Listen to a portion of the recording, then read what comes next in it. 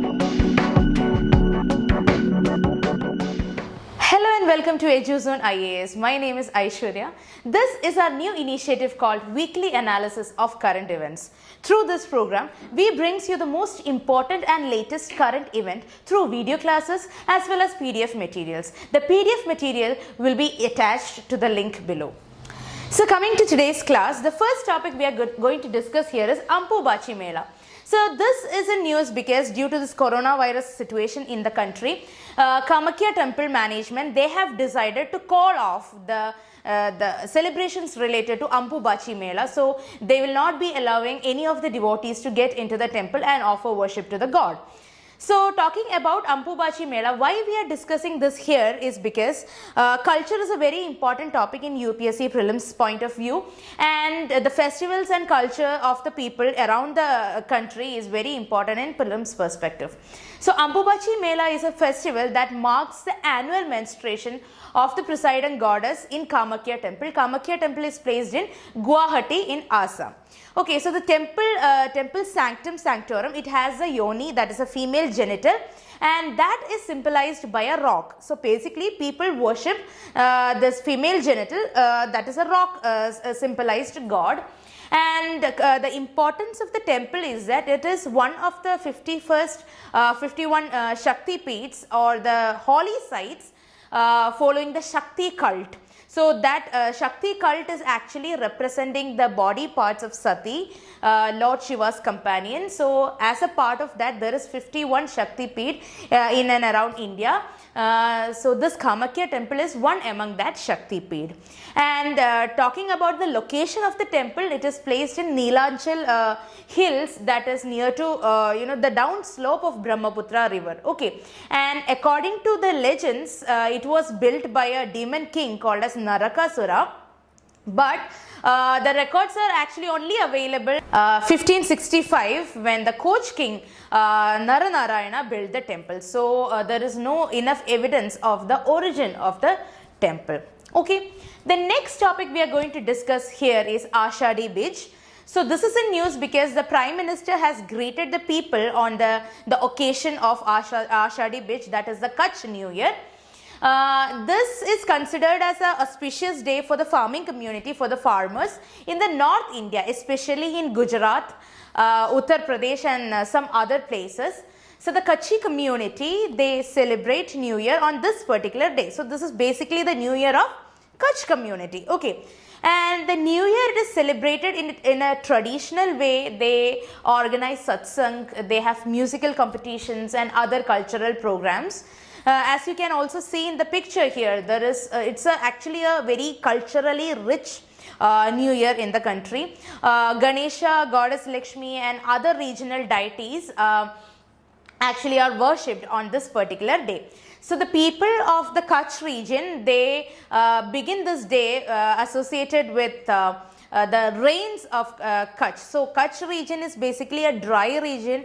There is no much rain in that particular region. So whenever this rain comes, that particular date is associated with the New Year. So it is more related to the rainy season of the Kutchi area. So Kutchi area is basically a large desert. You might be very familiar about the run of Kutch area and the vegetation and the animals living there. So the culture is also equally important as like the biodiversity. And on this day, the monsoon is being predicted, and the people, they check the moisture in the atmosphere to help themselves predict the crop which will be doing best in that particular monsoon. And if the pre-monsoon air has lot of moisture in it, that means that that particular year is very good for their agricultural activities. Okay. The next topic from culture is Kushinagar Airport. So why this is a news? Because the cabinet, they give approval for giving international airport status to Kushinagar Airport. This is in UP, Uttar Pradesh. So this is important because it is located in the vicinity of Buddhist cultural sites like Shravasti, Kapilavastu, Lumpini. So Kushinagar itself is a Buddhist site. Okay, and declaring it as an international airport will actually improve connectivity. At the same time, it will be culturally also important, and there will be a wider choice of competitive cost to the travelers who travel based on their religious purposes or the cultural purposes. Okay, and it will be boosting the domestic and international tourism as well, and it will be a major economic development in the area, in the Uttar Pradesh area, and it will be economically benefiting the country as well, especially the circuit schemes that we have implemented for tourism purposes. And Kushinagar is located in the northeastern part of the Uttar Pradesh, about 50 kilometers of Gorakhpur. Okay, and as I already told you, it is a very important Buddhist pilgrimage site. So it is tourism wise also important, culturally also important, economically also important. That is why we are discussing this particular news here. Okay, now we are going to the history part. We are going to discuss the Malabar Revolt. Why we are discussing this? Because the year 2021 will be like the 100th year anniversary of Malabar Revolt, which was an uprising happened in 1921. So this is a culmination of a series of riot done by Muslims of Malabar. This happened in the 19th and 20th century, was mostly against the British community as well as with the Hindu landlords, especially in the Malabar region only. Malabar is a northern Kerala. Okay, so Malabar Rebellion, it's also called as Malabar Rebellion. It is an extended version of Khilafat movement that happened in 1921. So you can say that this Malabar Revolt is an extension of Khilafat in Kerala. Okay, so the Muslim peasants of the Malabar districts of Kerala, they are basically known as Moplars, and they started fighting against the landlords. Landlords were basically from higher caste, that was Nambudiris and Nayars. So these upper class peasants, upper classes usually exploited the peasant community. Okay, so the Moplars have no security of tenure and no proper outcome out of this agricultural land. That is why they started fighting against this upper class or the landlords. The renewal of fees and the high rents and extraction by the cruel zamindars, they actually broke the backbone of Moplars. Okay, so what they did, they came united and they started attacking with arms. Okay, and this attack was mainly targeting the Nambudiris and Nayars of the higher caste. British government also were active at that point of time in order to suppress them. Okay, and the resistance started against the British colonial rule, and later it was transferred to opposing the feudal system.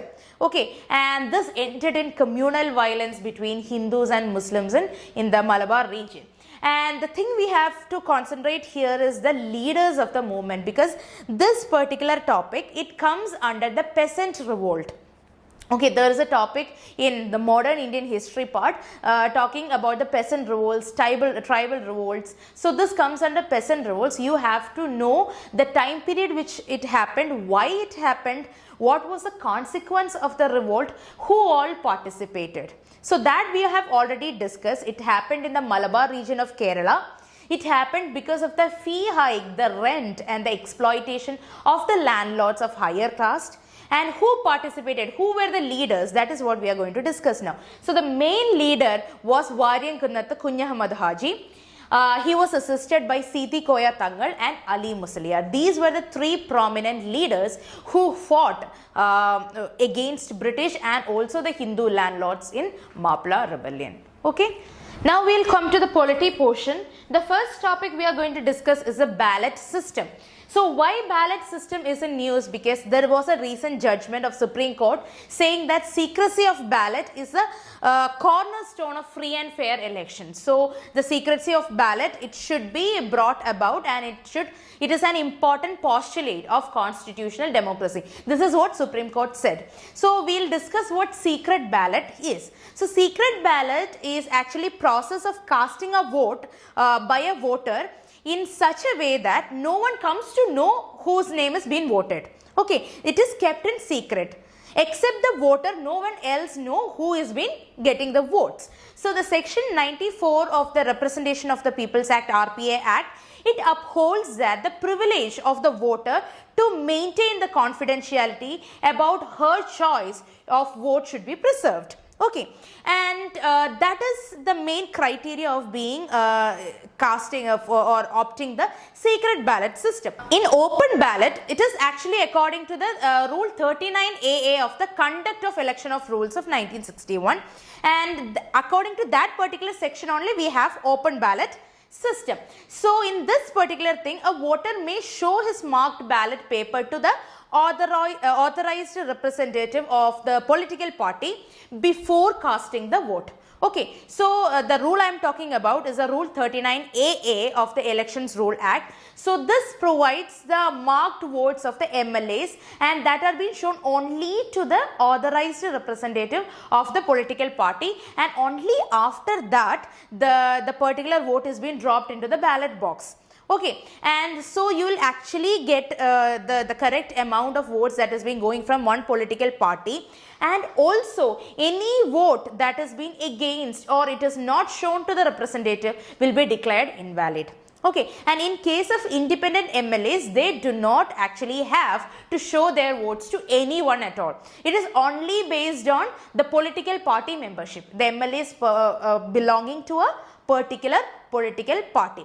However, the Rule 39A is silent on who would be the authorized representative for a rebel MLA. Okay, an open ballot system was adopted to prevent corruption basically, because everybody or the representative know who this person is casting vote for. So there will be a transparency in that particular system. So it is basically to avoid corruption from the voting process, the indirect voting process. Crossing the floor means that changing to the second party after being elected as a member of the first party or voting against the approved political party lines. That is basically you are becoming an MLA because of the votes of a particular party, and then you are not listening to your party and voting to some other party, a second party. That is cross voting. Okay, for example, I am saying that there is an election happening for the Rajya Sabha, and an MLA from a party A, he is casting his vote in favor of a person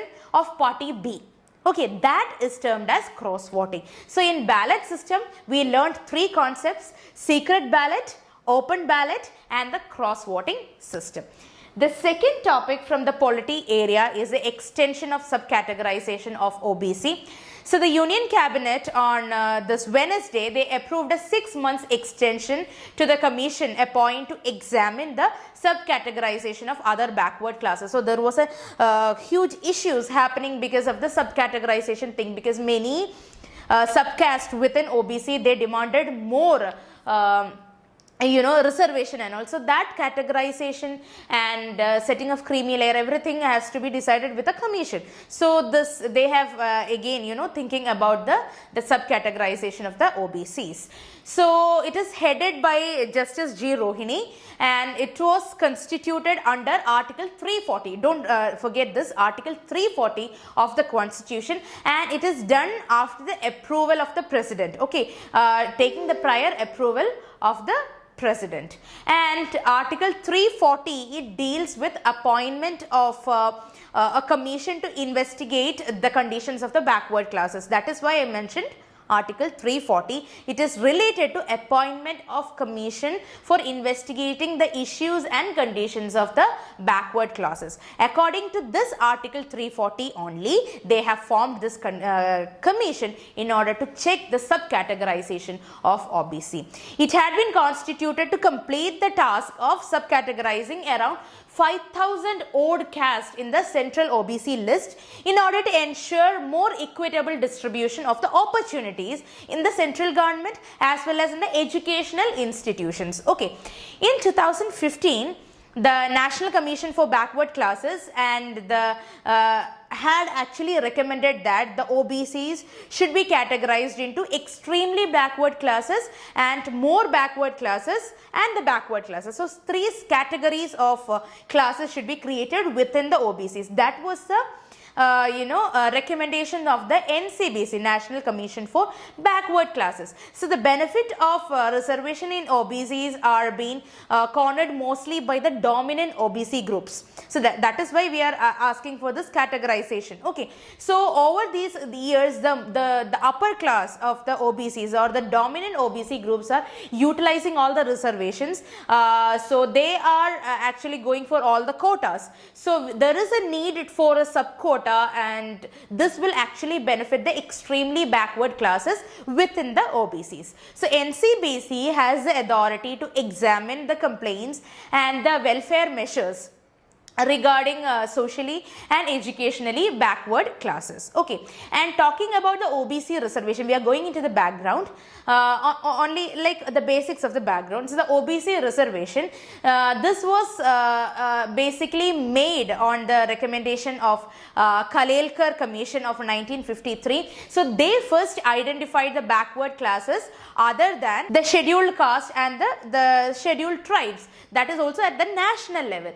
And then again, the Mandal Commission report of 1980, they estimated the OBC population at 52%. Okay, and they also said that there are around 1257 backward communities in India in national level, and they also recommended increasing the existing quota, which was only for SC and STs, from 22.5% to 49.5% in order to include OBCs as well. So earlier it was only SCs and STs. Understanding it? So 22.5% was the reservation for SCs and STs, and later what happened, they recommended to increase the quota to 49.5% to include the OBCs as well. So the central government reserves 27% of the seats in union civil post and services for OBCs. This is according to the Article 16 Clause 4 of the Indian Constitution, and the quotas were subsequently enforced in the central government educational institutions also. So that is according to the Article 15 Clause 4. Okay, remember two articles, Article 16 and Article 15. So if you are watching this, please comment on the comment box what is actually Article 16 and 15 talking about. Now, in 2008, the Supreme Court directed the central government to exclude the creamy layer. That is, creamy layer is the advanced section or the dominant section among the OBCs. So, in the 102nd Constitutional Amendment Act of 2018, they provided constitutional status to the National Commission for Backward Classes, and this was previously a statutory body. Okay, so this statutory body was working under the Ministry of Social Justice and Empowerment. Now they have got the constitutional status. Now talking about the National Commission on Backward Classes, this is a body that has been set up according to our act called as National Commission for Backward Classes Act of 1993, and they actually have the power to examine the complaints related to inclusion and exclusion of the groups in the backward classes, and advise the central government about any issue related to backward classes. Okay, the central and state government will be required to consult the NCBC for all the matters that are related to educationally and socially backward classes. Okay, so we learned about the subcategorization of the OBCs, then we learned about the background of how OBC reservation came into being, and then we learned about the institution responsible for everything related to OBC categorization, that is NCBC. Okay. The next topic we are going to discuss is the government interventions. Government interventions are basically the Yogenas or the schemes under Government of India, and this is brought as a welfare measures to socially support the people, socially and economically support the people of our country. So the first intervention we are going to discuss here is Garib Kalyan Rozgar Abhiyan.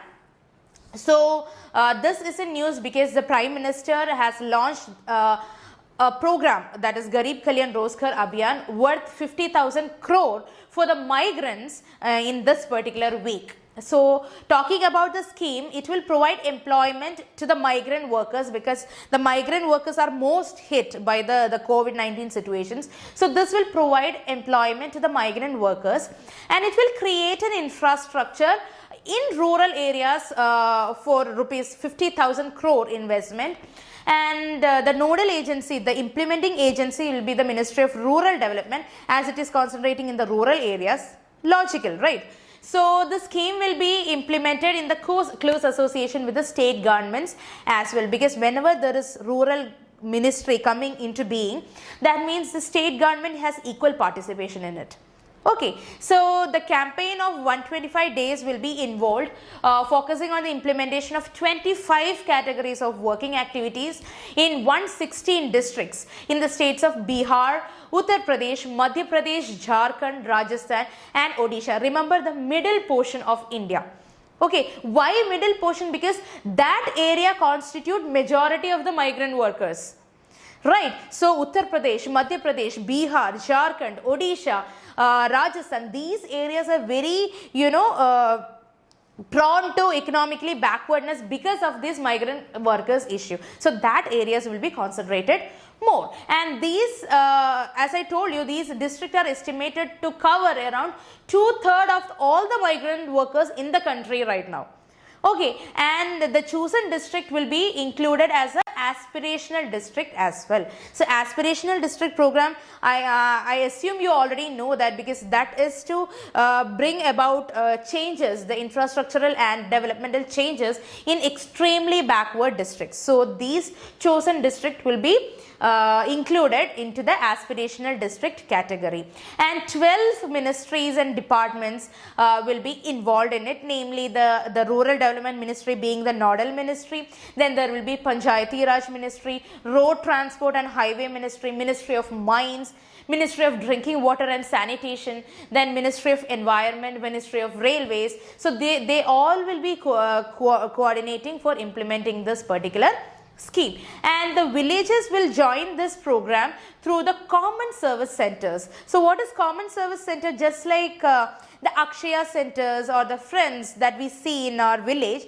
that is a common service center where the people can approach and get availed of all the government services, right? So the villages will be joining this program through this common service centers and the Krishi Vigyan Kendras. So they will be doing it according to all the COVID-19 situations, that the social distancing, wearing mask, everything. So it will be done in a proper way only. Okay. The second government intervention that we are going to discuss here is the Kumhar Sashaktigaran Yojana. So this is in news because the Khadi and Village Industry Commission, that is KVIC, they launched this particular Kumhar Sashaktigaran Yojana. This has been implemented or launched in the Pokhran of Rajasthan, and Pokhran is very famous because India has conducted the first nuclear test in Pokhran, Rajasthan only. That is why it is very famous. So the Pokhran has not only that legacy, but it has other legacy of pottery making. So it is a major site. Even during the Indus Valley times, is a major site for pottery. Okay, so that is why we are going to revive that culture of the Rajasthan region. So talking about the scheme, it is an initiative of KVIC, that's a Khadi and Village Industry Commission, for the empowerment of potters community in the remote locations of the country. So the program reaches out to the potters in UP, Maharashtra, Madhya Pradesh, Jammu and Kashmir, Haryana, Rajasthan, then West Bengal, Assam, Gujarat, Tamil Nadu, Bihar, Telangana, Odisha, many states. Okay, so this program provides the support to potters mainly. So they will be given training programs to bring about more good pottery products. Then it will be incorporated with new technologies, new pottery equipments like electric charka. Then they will be connected to the markets very easily. The market linkage will be done through KVIC exhibition. So the pottery making can also bring them to the national arena through the exhibitions. Okay, so that is about the Kumhar Sashaktigaran Yojana, basically for the potters. Now the third government intervention we are going to discuss here is Made in India ventilators coming under PM CARES Fund. So this is a news because the PM CARES Fund, they have allocated around 2000 crore for the supply of 50,000 Made in India ventilators. So by the end of this month, additional 14,000 ventilators will be delivered to all the states and UTs under PM CARES Fund. So the fund, talking about the fund, it is actually a charitable trust. It's a public charitable trust. So the chairman will be Prime Minister, and other members will be the Defense Minister, Home Minister, and the Finance Minister, obviously. So the fund, it enables micro donation, which will be a result of the large people contributing to it. Okay, so we all can actually contribute to this PM CARES Fund. It is based on, or it is made up of the contributions, the voluntary contributions of the people in and around the country. So this fund will strengthen the disaster management capacities, and it will encourage the research on protecting the citizens. And the Ministry of Corporate Affairs, they have actually clarified that the contribution given by the companies towards PM CARE Fund will count towards a mandatory corporate social responsibility expenditure. So the companies will come under the Ministry of Corporate Affairs only. So whatever contributions will be given by the companies, that will be counted on the CSR expenditure. Okay, corporate social responsibility is the compulsory expenditure or the investment that should be given by the corporates towards welfare of the society. So if a company decides to spend or invest some amount of money towards the PM CARES Fund, that means it can be counted as CSR fund. Okay, the next scheme we are going to discuss here is Yukti 2.0. This is a news because the Ministry of Resource Development has launched this particular initiative to help assimilate the technologies. Okay, so they are bringing about the technologies to actually collaborate the commercial potential and the information related to incubation startups. Okay, this will be implemented in the educational institutions. So talking about the scheme, it is an extension of the already existing Yukti scheme. So Yukti, the full form of Yukti is Young India Combating COVID with Knowledge, Technology and Innovation. Young India Combating COVID with Knowledge, Technology and Innovation portal. So this is a portal which was launched earlier, and this Yukti 2.0 will be the extension of this particular Yukti, and this is also in the wake of COVID pandemic only. And the portal has launched in accordance with the objective of Atmanirbhar Bharat, and will help to include all the culture of innovations and entrepreneurship in the academic institutions. So what it does is it invites students, faculty members, startups and other stakeholders of the higher education institution to register on this particular Yukti portal, and they can share the technologies and innovations in order to create a big database for the innovation purposes. Okay. And the Yukti web portal, it is a unique portal, and it is to monitor and record the functions on the initiative of MHRD towards the scientific innovations, and it also aims to cover different dimensions of the COVID-19 challenges in a holistic manner, because we are actually facing a very bad time and we need more and more innovations and more and more things that is to be brought which will be the people friendly in order to survive this particular COVID condition. Okay, so the primary aim is to keep our academic community healthy both physically and mentally, because there are many issues in the COVID situation that people are locked in the house and they are going mentally distressed, mentally stressed. So this is to keep the academic community mentally and physically healthy and enable to actually give you or continue to give high quality learning environment for the learners. Now coming to the international relations part, the first topic we are discussing is the Russia, India, China trilateral meet. So India actually attended this particular meet, and India talks of the need to respect the legitimate interest of the partners. That is why this is in news. So the India, Russia, China RIC Trilateral, it is a multilateral grouping, and it brings together the three largest Eurasian countries, which are also, geographically contiguous. Okay, so the 16th RIC meeting, it coincided with the defense minister's visit to Moscow to attend the Russia's Victory Day parade, and it actually marks the 75th anniversary of the Second World War also.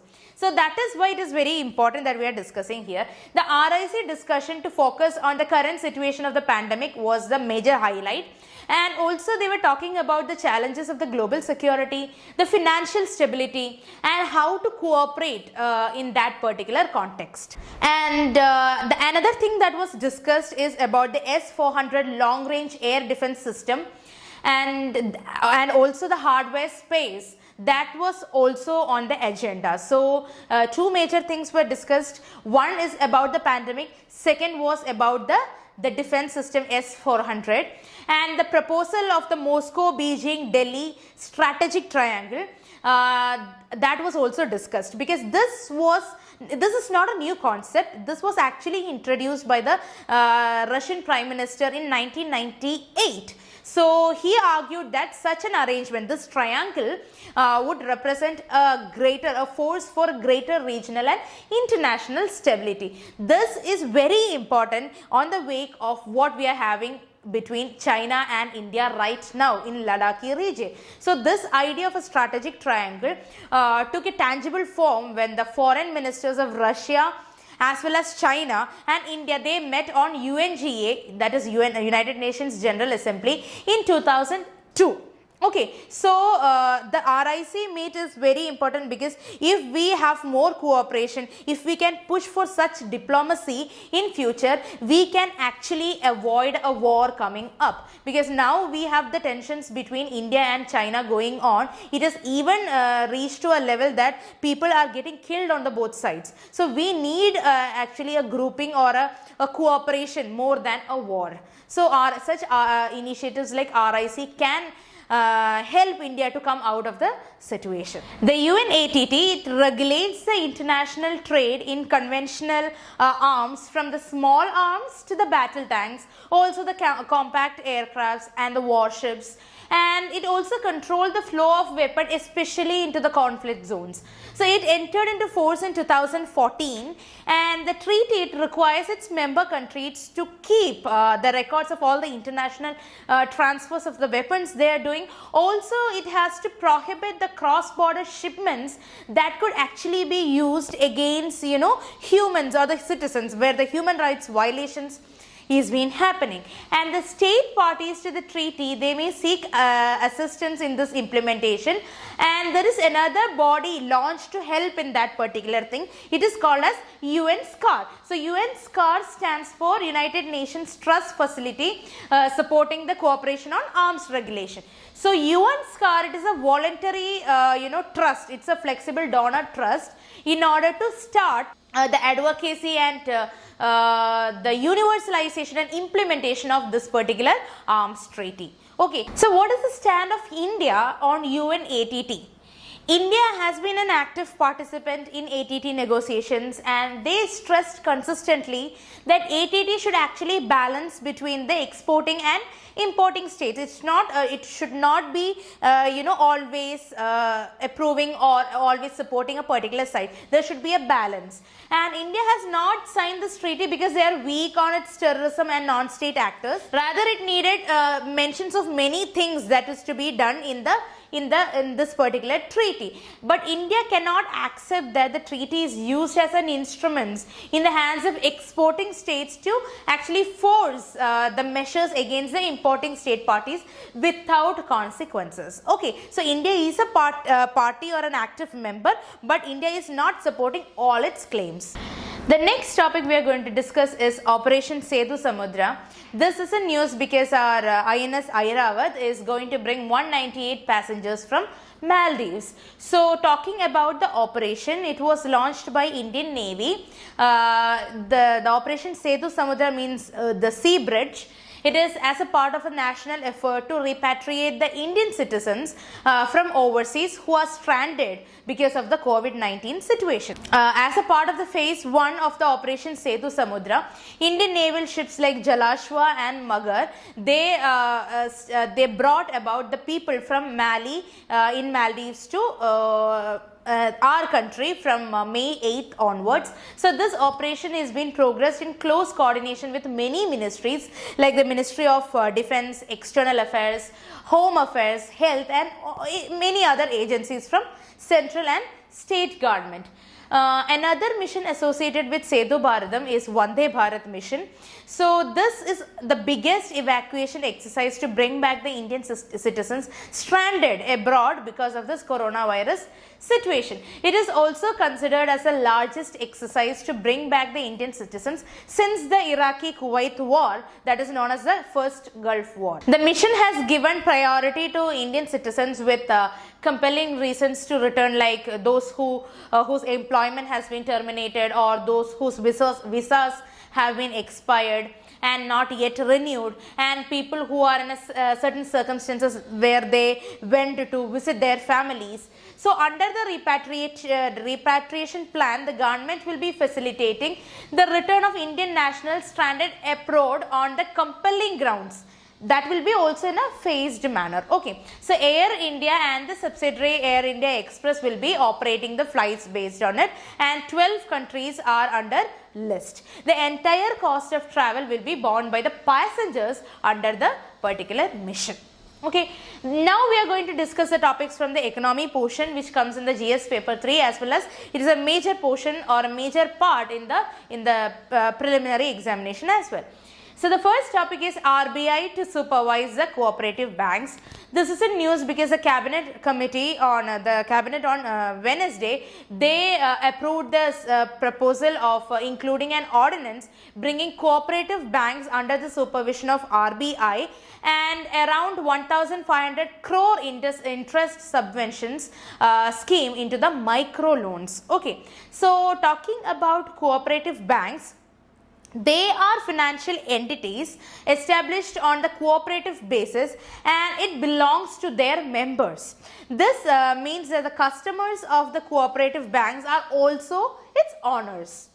Understanding it? So the cooperative banks in India are registered under the State Cooperative Societies Act, and the cooperative banks are also regulated by RBI.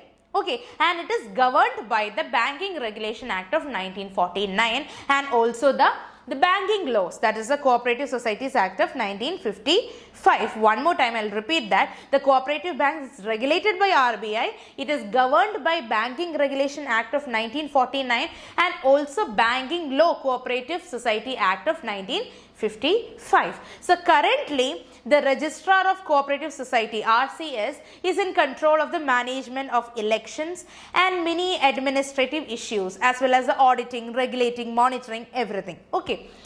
That is all you have to know about the cooperative banks. Now it is coming under the complete supervision of RBI, and also some amount of around 1,500 crore has been allocated to the micro loans category.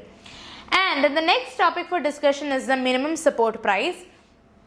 This is in news because the government has hiked the MSP for Rabi crop for the marketing season of 2020-21, and this was after the decision at a cabinet meeting done by the Cabinet Committee on Economic Affairs. This is headed by Prime Minister. Now we will talk about MSP. So MSP is at the rate which the government buy grains from the farmers. It's very easy. It is a rate at which the government buys the grains from the farmers. So the reason behind the idea of MSP is to counter the price volatility of the agricultural commodity due to many factors, like there is a supply variation happening, or a lack of market integration, or if there is an information asymmetry, the farmers will be at loss. So in order to avoid that and to protect farmers only, this MSP was launched by the government, and MSP is fixed on the recommendation of the Commission for Agricultural Cost and the Prices. CACP is actually fixing the MSP prices. The commission also make visits to the state for on-the-spot assessment of the various constraints that farmers are facing on day-to-day life, like the marketing that their producers are lacking, and even raising the productivity level of their crops will be under consideration of CACP. So the Cabinet Committee on Economic Affairs takes a final decision on the levels of MSP and the other recommendations made by CACP. So what they're doing is CACP will have a certain list of recommendations of the prices and other factors, and this will be submitted to the CCEA, that is a Cabinet Committee on Economic Affairs, and they will decide, they will have the final decision on the levels of MSP and other recommendation. One more institution involved is the Food Corporation of India, that is a nodal agency, central agency of Government of India, along with the state agencies to procure the crops. They will be undertaking the procurement of the crops. Okay. Now we are going to discuss about the science and technology portion. The first topic is in space. This is in news because recently the Union government has approved the creation of the InSpace, that is the Indian National Space Promotion and Authorization Center, to provide a level playing ground for the private companies also to use Indian space infrastructure. Okay, so talking about InSpace, the creation of InSpace is a part of reforms aimed at giving boost to the private participation, private sectors in the space activities. So it is expected to handhold, promote and guide the private industries in space activities through encouraging them. Okay, so that is by providing a friendly environment for them to work with, and it would also endeavor to reorient the space activities from a supply driven model to a demand driven model. This word is important, from a supply driven model to a demand driven model, and ensuring the optimum utilization of the space assets of our country. Okay, the next topic for discussion is a MECOSAT satellite. This is in news because the satellite, the MECOSAT satellite, it has sent the light particles to Earth to establish the world's most secure communication link. So talking about MECOSAT in detail, this is the world's first quantum communication satellite. It was launched by China in 2016. The satellite, it serves as a source of pairs of entangled photons. So MECOSAT have now successfully brought this entanglement based quantum cryptography to its original ground station, that is 1200 kilometers apart, by sending simultaneous streams of this so-called entangled photons to the ground station. Okay, so that will actually establish a direct link between two of them. Both are placed at a distance of 1200 kilometers apart. So what is this entangled photons which they are sending to the ground position? That is a concern here. So entangled photons are twinned light particles whose properties remain intertwined no matter how far they are. So even if they are placed very apart also, they will have this intertwined property. So if one photon is manipulated, the other will be also affected simultaneously. Okay, so it is the property that lies in the heart of most of the secure forms of quantum cryptography. So the MECOSAT satellite, if they send a link or information from the outside space, if it is using the entangled photon, the information reaches here because they are using this entanglement of the similar twined photons. So if one of the entangled particle is used to create a key for encoding message, only the person with the other particle can decode them. Understanding it? So this is a communication link, and it was established by China in 2016. Now we'll go to the environment and ecology portion. So the first topic to discuss is reverse zoonosis. This is in news because recently the novel coronavirus SARS Cove II has begun infecting the minks farms in the Netherlands area. So what is zoonosis? That is the first thing. Then what is reverse zoonosis and what is mink? These are the three things we have to implement or take it from this particular news. So what is zoonosis? It is actually an infectious disease caused by a pathogen that is coming from an animal to a human. So it is infecting from an animal to human through a pathogen. Okay, so reverse zoonosis is when the pathogen is transmitted from the human to animal. That is reverse zoonosis. Okay, so the animal infected through the process may in turn retransmit the infection to the humans under some circumstances. Once the humans get affected, the humans is giving to some animals, and later on when the human is completely recovered, animal is still infected, this animal can give it back to the human at some other point of time. Understanding it? So it is never going from the earth, it is recurring. Okay, and recently this novel coronavirus have started infecting the minks farm. Okay, so what is a mink? Mink are like very small aquatic mammals, and it is completely covered with the fur, and this particular mink oil, the mink is used to make mink oils, and the mink oil is used in medicine as well as in cosmetics, and it is also this animal is poached also for making leather, waterproof leather. So there are two extant species referred to as mink. One is American mink and another is European mink. So all the European mink have a large white patch on their upper lip.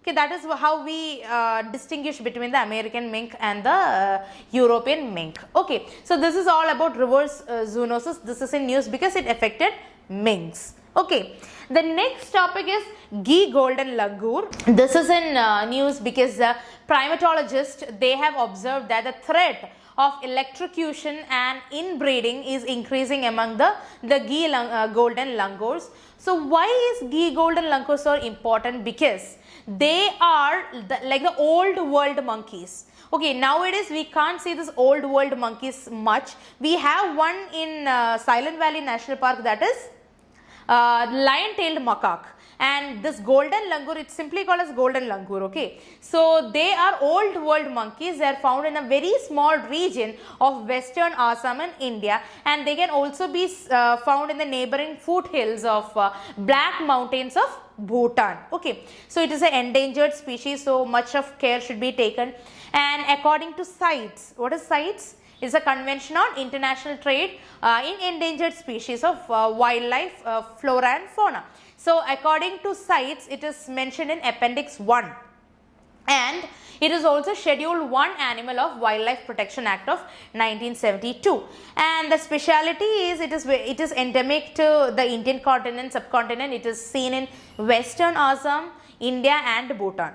Okay, and their habitat is restricted around 4 geographical landmarks, that is foothills of Bhutan to the north, Manas River to the east, Sankosh River to the west, and Brahmaputra River to the south. Okay, now we'll see the reports and indices. There are many reports and indices released during the pandemic time. So we'll discuss 2 of them. One is Rule of Law Index.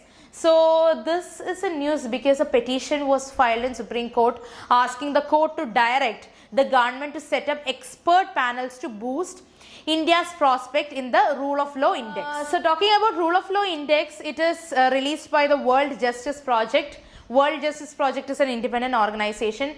So it is a quantitative assessment tool in order to get a complete picture of the countries who adhere to the rule of law in practice. So it covers 128 countries and it measures the countries' rule of law performance around 8 factors. So let's see what are all the 8 factors. So one is constraint on government powers, then absence of corruption, then we have open government, fundamental rights, order and security, regulatory enforcement, civil justice and criminal justice. So India has never been ranked among the top 50 in this particular index. Even after so many bad ranking in the index, the government has done nothing to improve it. So that is why the nation's ranking is so important right now. So it has always been poor, okay, in every aspects. So besides the poor law of index have a devastating effect on the right to life, liberty and economic justice. Also fraternity, individual dignity, then national integration. It is also, you know, very important to safeguard Article 14 and 21. Okay, that is why India is trying to improve the the score in the rule of law index. Okay, now the next index we are going to discuss is World Economic Outlook. This is in news because recently IMF released this particular index and have some key findings coming under it. It is expected to cause a 3% change, that is decrease, in the global output in 2020, which will be much worse than the 2008-9 financial crisis. And India's growth is expected to dip again 1.9% in 2020, and it is expected to rebound to 7.4 in 2021. That is what the report says. So the India's growth projection for 2020 is 3.9%, less than what was projected for the country in the January update. So that's all for today's session. I hope you enjoyed and understood whatever I discussed here today. If there is any queries or doubts, please feel free to mention it in the comment section. Thank you so much.